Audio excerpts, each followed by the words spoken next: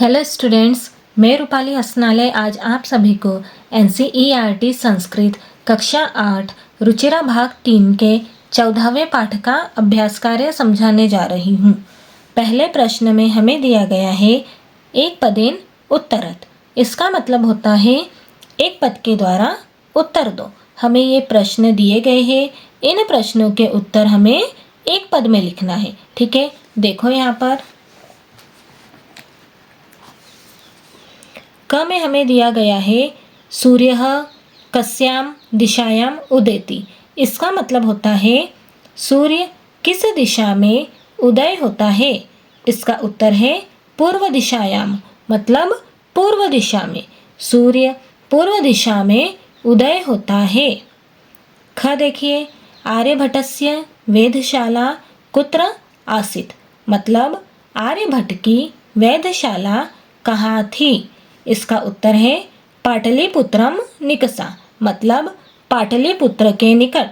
आर्यभट्ट की वेधशाला पाटलिपुत्र के निकट थी। ग देखिए, महान गणितज्ञ ज्योतिर्विच्च कः अस्ति, मतलब महान गणितज्ञ और ज्योतिषी कौन है। इसका उत्तर है आर्यभट्ट।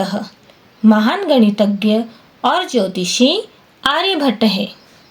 घ देखिए, आर्यभट्टेन कः ग्रंथः रचितः, मतलब आर्यभट्ट के द्वारा कौन से ग्रंथ की रचना की गई। इसका उत्तर है आर्यभट्टियम। आर्यभट्ट के द्वारा आर्यभट्टियम ग्रंथ की रचना की गई। अंग देखिए, अस्माकं प्रथमोपग्रहस्य नाम किम अस्ति, मतलब हमारे प्रथम उपग्रह का नाम क्या है। इसका उत्तर है आर्यभट्टः। हमारे प्रथम उपग्रह का नाम आर्यभट्ट है। ठीक है, अब दूसरा प्रश्न देखिए, पूर्ण वाक्येन उत्तरत, मतलब पूर्ण वाक्य के द्वारा उत्तर दो। क देखिए, कः सुस्थापितः सिद्धांतः, मतलब कौन सा भली भांति स्थापित सिद्धांत है। इसका उत्तर है सूर्य अचलः पृथ्वी च चला या स्वकीय अक्षे घूर्णति इति सांप्रतम सुस्थापितः सिद्धांतः, मतलब सूर्य स्थिर है और पृथ्वी गतिशील है जो अपने अक्ष पर घूमती है। यह इस समय भली भांति स्थापित सिद्धांत है। ख देखिए, चंद्र ग्रहणम कथम भवति, मतलब चंद्र ग्रहण कैसे होता है।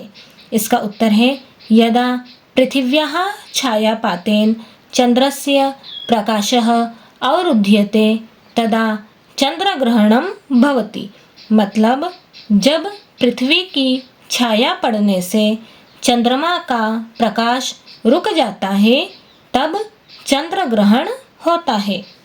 ग देखिए, सूर्य ग्रहणम कथम दृश्यते, मतलब सूर्य ग्रहण कैसे दिखाई देता है।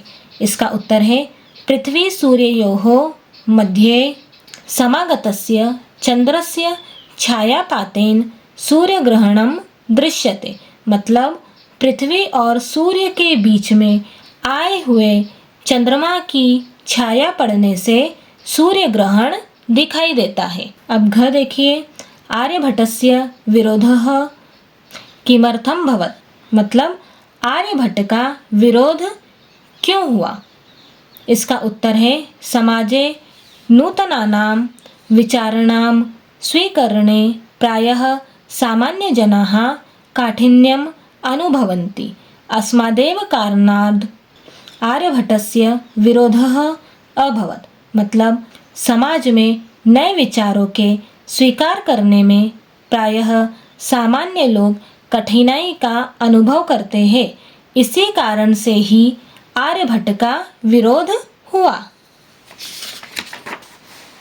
अब अंग देखिए, प्रथमोपग्रहस्य नाम आर्यभट्टः इति कथम कृतम, मतलब पहले उपग्रह का नाम आर्यभट्ट क्यों रखा गया। इसका उत्तर है आधुनिकैः वैज्ञानिकैः आर्यभट्टे तस्य च सिद्धान्ते समादरः प्रकटितः। अस्मादेव कारणाद् अस्माकं प्रथमोपग्रहस्य नाम आर्यभट्टः इति कृतम्। मतलब आधुनिक वैज्ञानिकों के द्वारा आर्यभट्ट में और उनके सिद्धांतों में आदर प्रकट किया। इसी कारण से ही हमारे पहले उपग्रह का नाम आर्यभट्ट रखा गया।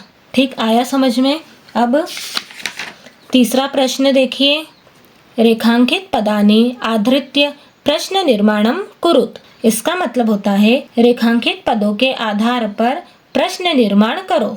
जहाँ जहाँ पर अंडरलाइन दी गई है हमें उसका प्रश्न निर्माण करना है। ठीक है, देखो यहाँ पर क में देखिए, सूर्यः पश्चिमायाम दिशायाम अस्तम गच्छति। मतलब सूर्य पश्चिम दिशा में अस्त होता है। अंडरलाइन पश्चिमायाम पर की गई है। ये स्त्रीलिंग है, सप्तमी विभक्ति है और एक वचन है। तो हम किम स्त्रीलिंग शब्द रूप की सप्तमी विभक्ति एक वचन देखेंगे। इसकी सप्तमी विभक्ति एक वचन कस्याम होगा। तो हम यहाँ पर लिखेंगे कस्याम।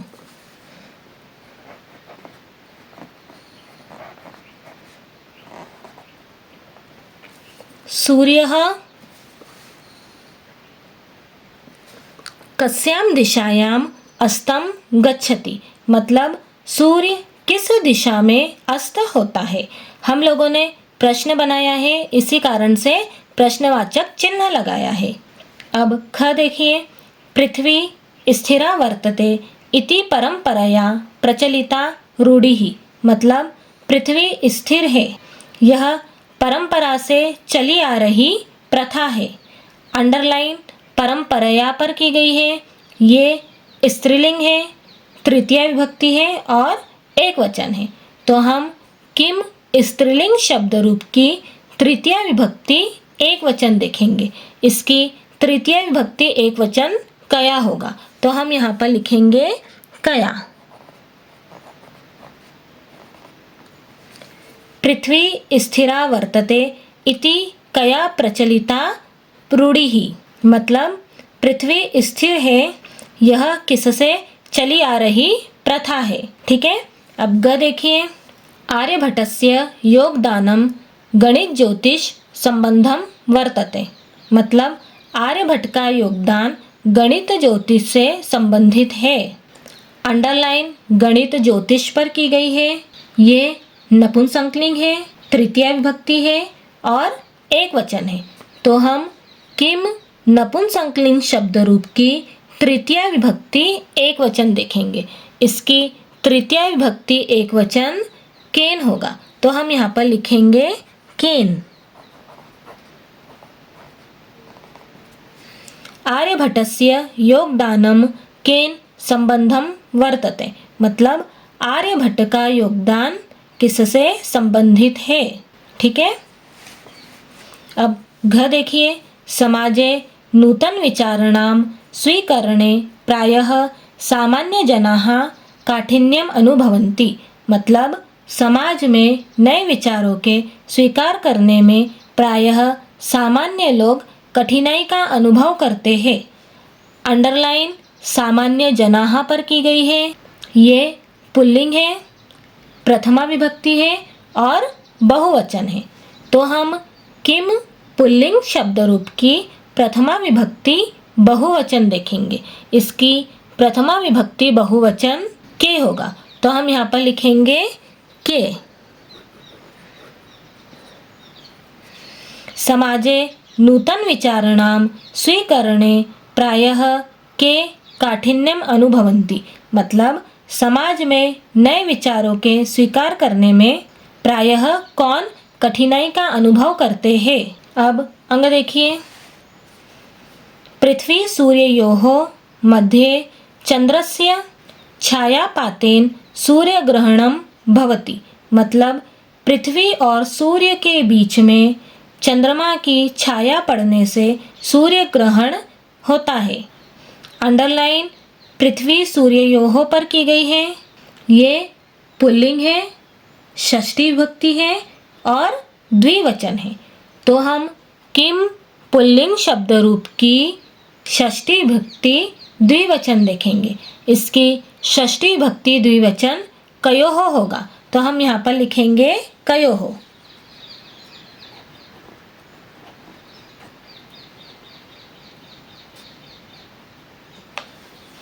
कयोः मध्ये चंद्रस्य छायापातेन सूर्यग्रहणं भवति, मतलब किन दोनों के बीच में चंद्रमा की छाया पड़ने से सूर्य ग्रहण होता है। ठीक आया समझ में आप लोगों को। अब चौथा प्रश्न देखिए। चौथे प्रश्न में हमें दिया गया है मंजुषातः पदानि चित्वा रिक्त स्थानानि पूरयत। इसका मतलब होता है मंजुषा से पदों को चुनकर रिक्त स्थानों की पूर्ति करो। हमें मंजुषा में ये पद दिए गए हैं, इन पदों को चुनकर हमें रिक्त स्थानों की पूर्ति करनी है। ठीक है, तो सबसे पहले हम इनका मतलब समझ लेते हैं।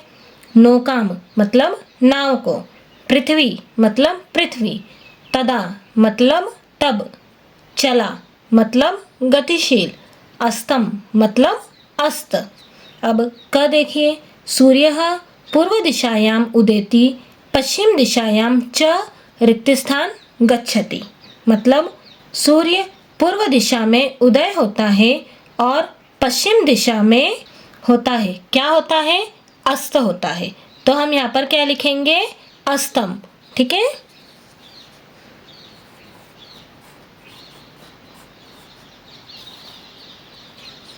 सूर्यः पूर्व दिशायाम उदेति पश्चिम दिशायाम च अस्तम गच्छति, मतलब सूर्य पूर्व दिशा में उदय होता है और पश्चिम दिशा में अस्त होता है।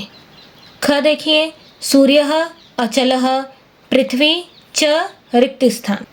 सूर्य स्थिर है और पृथ्वी, पृथ्वी क्या है, पृथ्वी गतिशील है, तो यहाँ पर क्या आएगा, चला आएगा, तो हम लिखेंगे चला।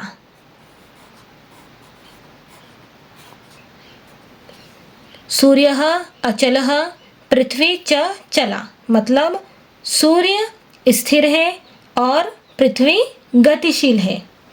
ग देखिए, रिक्त स्थान स्वकीय अक्षे घूर्णति, मतलब अपने अक्ष पर घूमती है।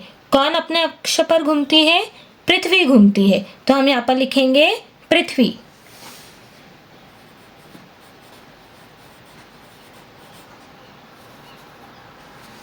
पृथ्वी स्वकीय अक्षे घूर्णति, मतलब पृथ्वी अपने अक्ष पर घूमती है।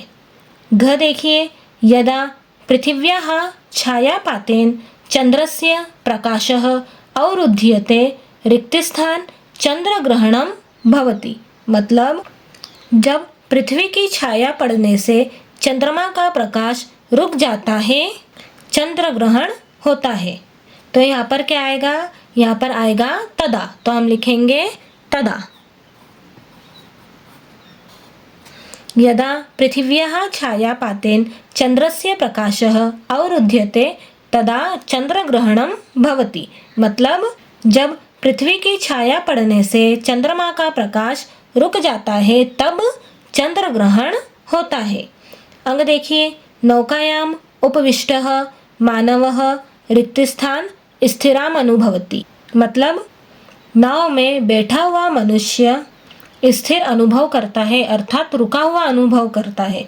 किसको रुका हुआ अनुभव करता है, नाव को, तो हम यहाँ पर लिखेंगे नौकाम।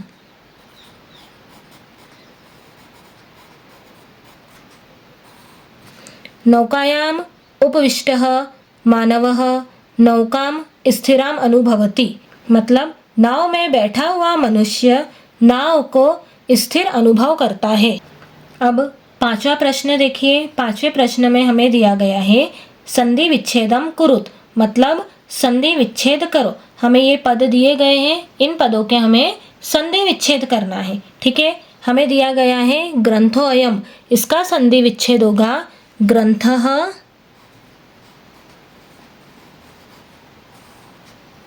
धन अयम।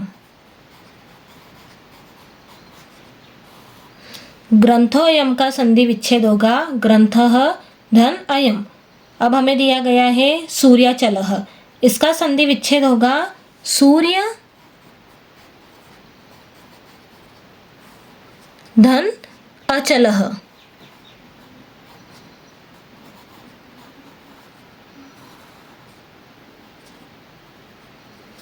सूर्याचलः का संधि विच्छेद होगा सूर्य धन अचलः। अब तथैव, तथैव का संधि विच्छेद होगा तथा धन एव, तथा धन एव। ठीक है। कालातिगामिनी, इसका संधि विच्छेद होगा काल धन अतिगामिनी। तो हम यहाँ पर लिखेंगे काल धन अतिगामिनी।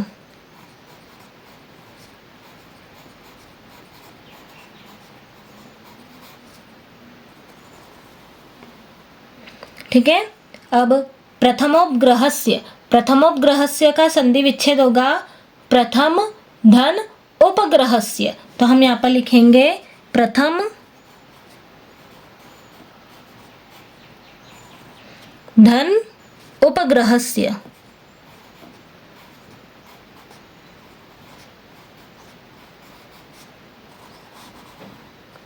ठीक, आया समझ में आप सभी को।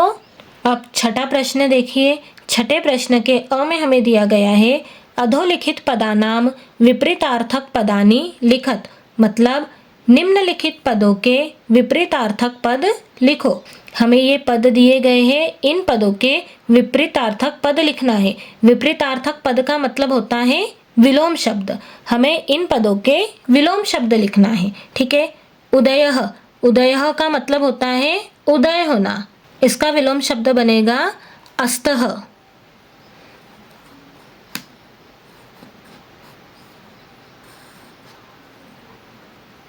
इसका मतलब होता है अस्त होना।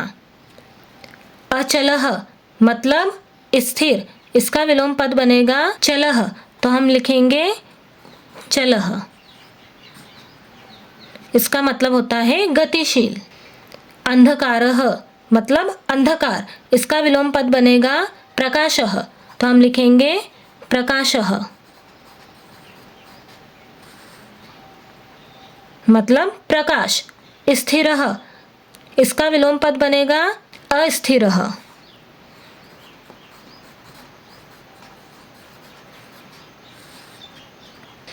स्थिरः का मतलब स्थिर, अस्थिरः का मतलब अस्थिर।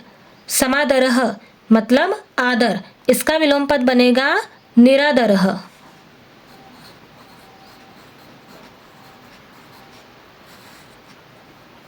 मतलब अनादर। आकाशस्य मतलब आकाश का। इसका विलोम पद बनेगा पृथिव्याः।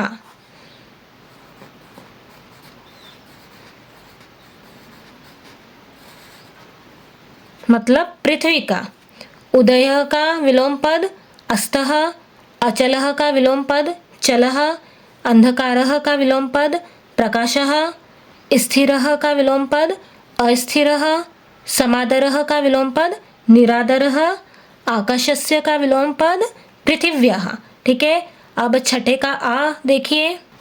अधोलिखित पदानाम समानार्थक पदानी पाठात चित्वा लिखत, मतलब निम्नलिखित पदों के समानार्थी पद पाठ से चुनकर लिखो।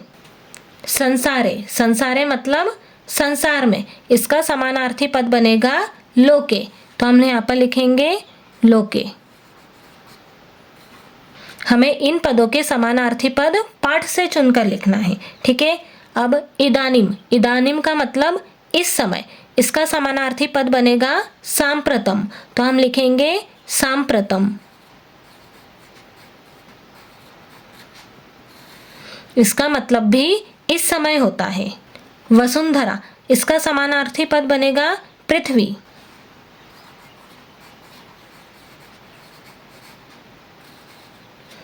समीपम मतलब पास। इसका समानार्थी पद बनेगा निकषा।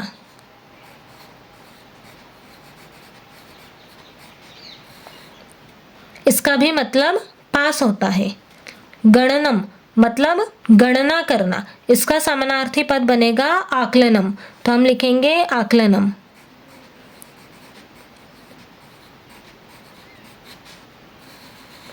इसका मतलब भी गणना करना होता है। राक्षसो मतलब दो राक्षस। इसका समानार्थी पद बनेगा दानवो।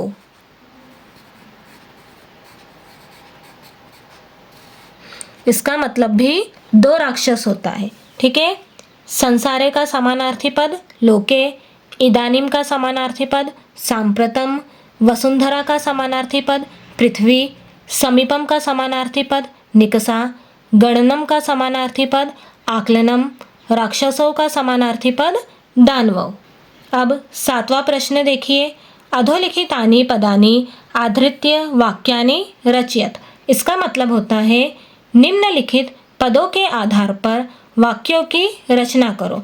हमें ये पद दिए गए हैं, इन पदों के आधार पर हमें वाक्यों की रचना करनी है। ठीक है। देखो यहाँ पर देखिए, सांप्रतम मतलब इस समय या फिर अब। इसका वाक्य प्रयोग देखिए, सांप्रतम छात्राः कक्षायां पठन्ति मतलब इस समय छात्र कक्षा में पढ़ रहे हैं। ख देखिए, निकषा मतलब समीप। इसका वाक्य प्रयोग देखिए, ग्रामम निकषा तडागः अस्ति मतलब गांव के समीप तालाब है। ग देखिए, परितः मतलब चारों ओर। इसका वाक्य प्रयोग देखिए, ग्रामम परितः वृक्षाः सन्ति मतलब गांव के चारों ओर पेड़ है। घ देखिए, उपविष्टः मतलब बैठा हुआ। इसका वाक्य प्रयोग देखिए, वृक्षे एकः काकः उपविष्टः अस्ति मतलब पेड़ पर एक कौवा बैठा हुआ है। अंग देखिए, कर्मभूमि ही मतलब कर्मभूमि। इसका वाक्य प्रयोग है, भारत देशः अस्माकं कर्मभूमि ही अस्ति मतलब भारत देश हमारी कर्मभूमि है। च देखिए, वैज्ञानिकः। इसका वाक्य प्रयोग देखिए, आर्यभट्टः भारतस्य प्रसिद्धः वैज्ञानिकः आसीत् मतलब आर्यभट्ट भारत के प्रसिद्ध वैज्ञानिक थे। ठीक, आया समझ में आप सभी को? इस प्रकार हमारा 14वें पाठ का अभ्यास कार्य समाप्त होता है। आप लोगों को इस पाठ में कुछ भी प्रॉब्लम हो तो आप मुझे कमेंट बॉक्स में कमेंट करके बता सकते हैं। Thank you.